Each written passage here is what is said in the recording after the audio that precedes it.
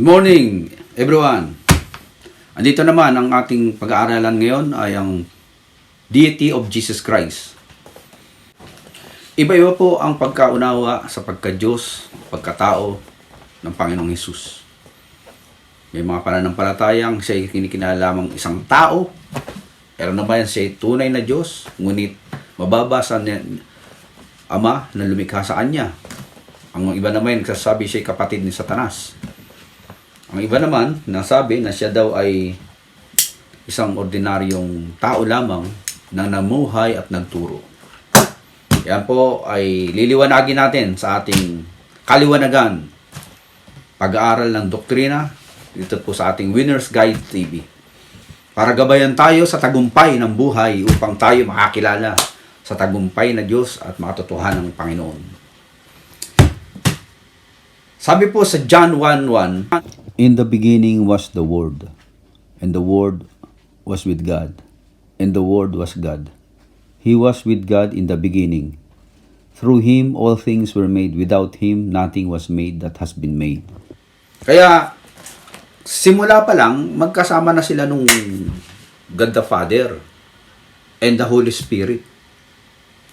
Kaya kung intindihin po natin, yung Trinity, mapapanood nyo po yan sa isang ating exclusive video teaching. Pinaliwanag po natin doon yung paano at ano ang kabuuan ng Diyos at sino ang Diyos at ano ang Diyos. Pinaliwanag po natin sa isang video natin. Si Jesucristo po ay 100% God, 100% man. At sa pagdaloy ng ating pag-aaral, matutunghayan nyo ngayon kung ano nga pa talaga ang kalalagayan na ating Panginoong Jesucristo. Doon po sa John 1:14, babasahin niyo sa Bible, bumaba yung talata. Ang babasa niyo rin He is the Word, and the Word became flesh. Yung salita, naging tao, nagkatawang tao. Para mahirap yata intindihin. Mahirap intindihin kasi nga, imposible naman yung salita magiging tao kung hindi gagalaw ang isang imposibleng Diyos. For God, all things are possible. O kaya niya rin gawin sarili niyang ibon o planeta, bato, whatever. Almighty siya. Hindi mo siya kayang kontrolin. Hindi mo kaya pigilin ang anong gustong gawin sa sarili niya dahil kaya niyang gawin lahat. So He decided to become man so that man could understand who God is. Kasi nga naman yung God, ang layo nun, nandun sa langit, heaven, transcendent nga siya. Pag sinabi transcendent, hindi mo maarok ng yung kaisipan niya at di maarok ng physical reality yan. Spiritual yun No, nagkatawang tao, became flesh. Kaya yung Diyos, nagkatawang tao, became flesh. He is the Lord and God.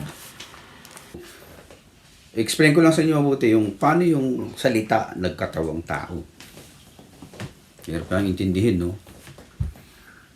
Halimbawa, may kaibigan ka, nasa New York. Kaibigan, tayo natin pangalang Joseph, pangalang kaibigan mo, nasa New York. Ikaw ay nasa Maynila. O, si Joseph, tinawagan ka through telephone. O ngayon, dahil si Joseph tumatawag sa'yo from New York, yung kanyang salita, inirelay yan ng telephone line. Nakarating dun sa Maynila, wala ka. Doon, nakita mo sa voice yung tawag doon, loose band sa Japanese, yung voice over dyan sa telepono mo. Na-preserve yung salita doon, yung kanyang boses doon sa mobile phone mo.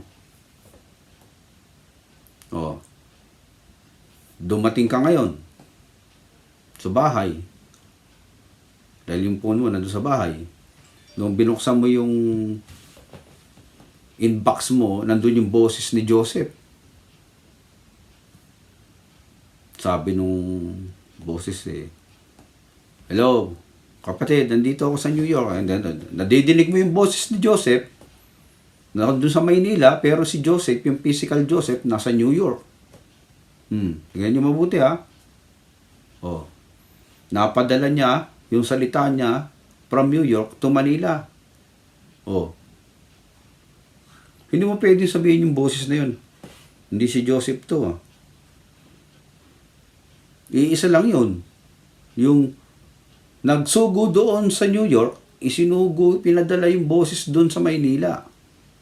The one who sent the voice is the very same person who is now talking and speaking on your phone. Mahirap ba intindihin yun? Yung Diyos ay kasama ng salita. Ang Diyos ay salita. The Word was with God and the Word was God. In the beginning is the Word. Kaya nung sinimulan tong sanlibutan, itong mundo, sinimulan ni Lord, ginawa niya. Gumalaw ba yung kamay niya lang? Ano sabi sa Bible? In the book of creation, sa Genesis, and God said, sinabi ng Diyos, at sa pamamagitan ng salita, nagawa ang lahat. By Him and through Him, the Word of God. Kaya sa book of Revelation, ang pangalan ni Jesus Christ is the Word of God. Ayan. Kaya madali maintindihan, yung Diyos Ama, isinugo niya ang kanyang anak, ang kanyang salita dito sa lupa. Kaya naiintindihan natin ngayon ang Diyos.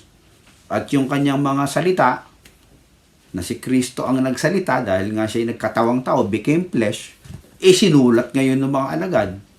Meron ngayong Biblia, nababasa natin. Ayun, maliwanag. At least nagkaintindihan tayo dyan.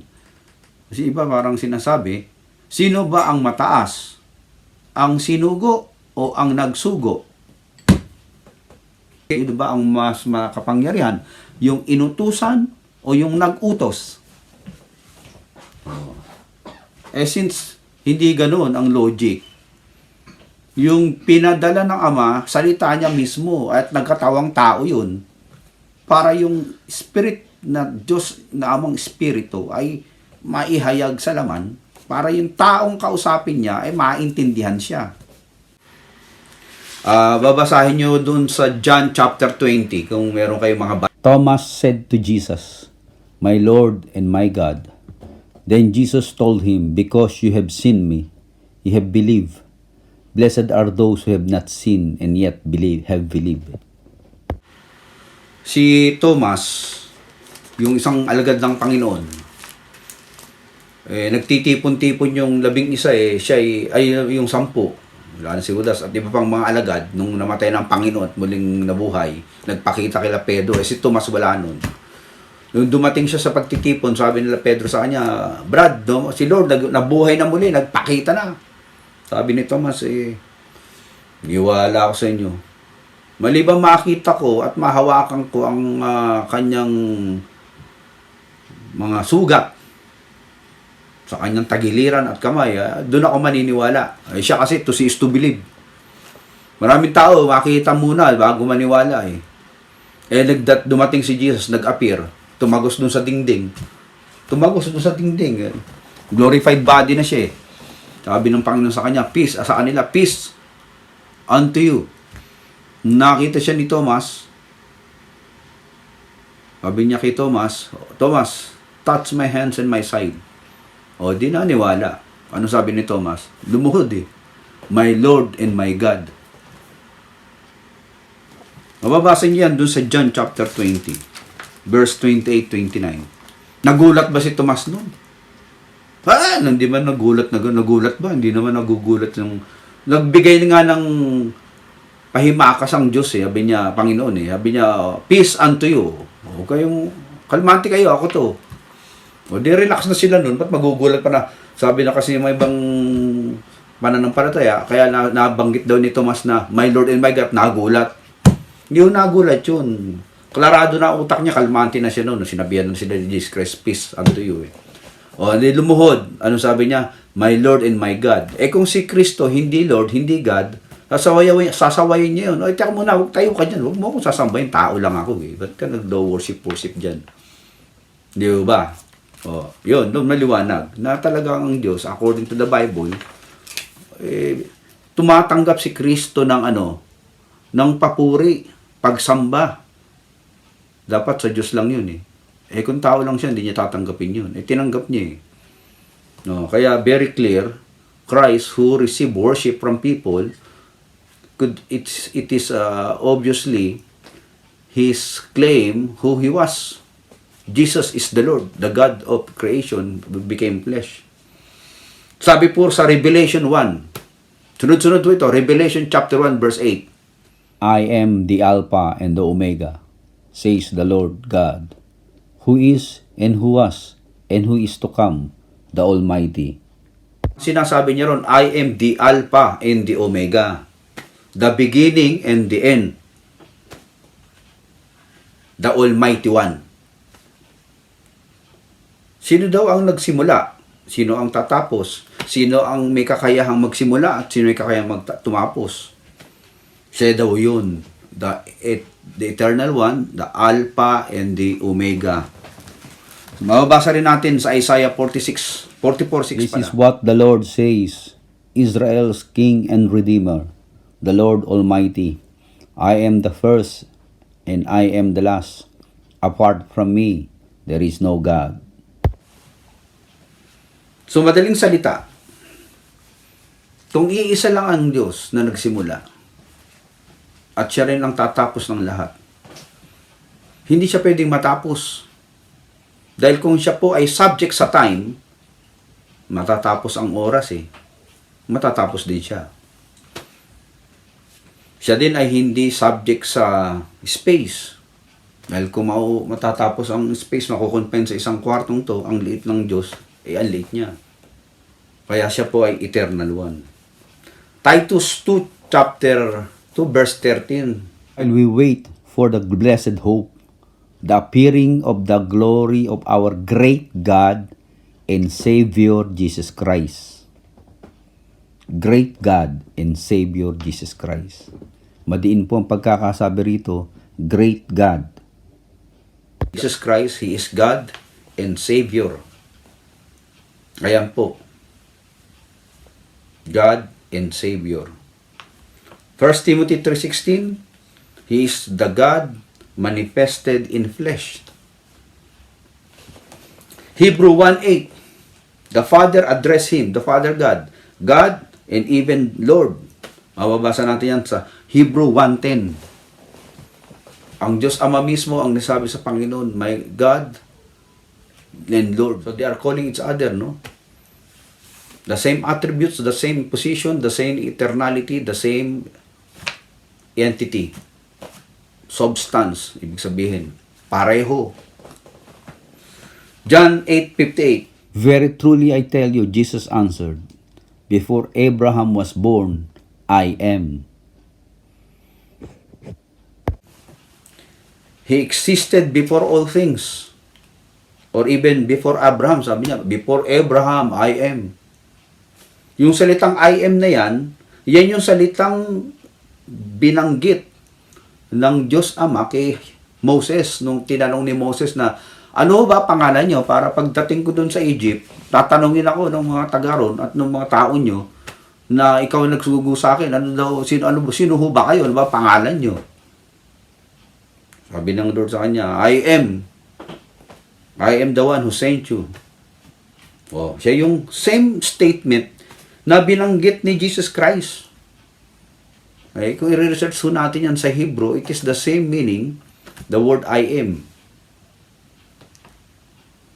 So, sa madaling salita, ang kapahayagan ng Ama ay naki Kristo at ang kakayahan ng Ama ay nasa Kanya.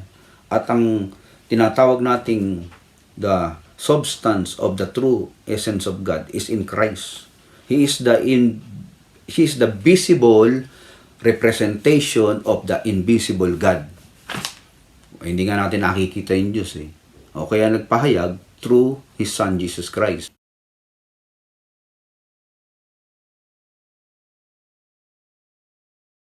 Philippians 2:6 and 8. Jesus, who being in very nature of God, did not consider equality with God something to be used to his own advantage.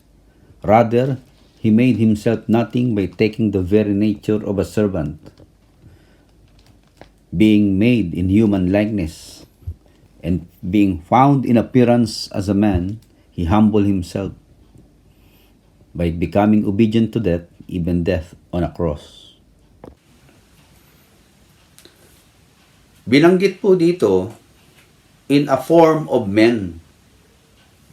And these verses explain this truth further na dun po sa kanyang pagpapakumbaba. Bagkos siya may pagkawangis ng Diyos, hinubad niya ang pagiging Diyos. At nagmistulang alipin, naging masunurin kahit sa punto ng kamatayan. Inuluklok po siya ng Ama. Sa kalalagayan, higit sa lahat, mataas, binigyan ng pangalan, mas mataas sa lahat ng pangalan.